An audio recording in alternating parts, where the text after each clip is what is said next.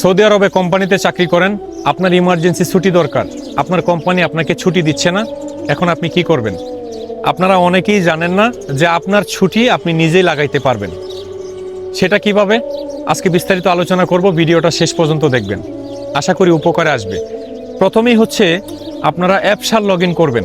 কোথায়? Google Chrome ব্রাউজারে, সফটওয়্যারে না, কিন্তু গুগল ক্রোম ব্রাউজারে অ্যাপসার লগ ইন করে কিছু ধাপ পূরণ করার পরে আপনার ছুটির জন্য আবেদন করতে পারবেন।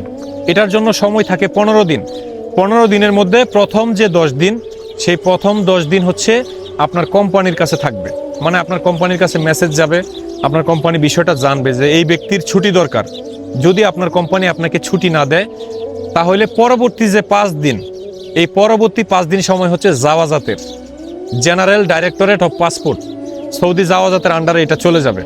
তখন সে যদি অ্যাপ্রুভ দিয়ে দেয়, আপনি কিন্তু টিকিট কাইটে বৈধ পথে ছুটি যাইতে পারবেন, পুনরায় আবার আসতে পারবেন। কোম্পানির আর কিছুই করার থাকবে না, বা সে আপনার বিরুদ্ধে কোনো ধরনের ব্যবস্থা নিতে পারবে না, যেহেতু সেটা সৌদি জাওয়াজাতের আন্ডারে চলে গেছে।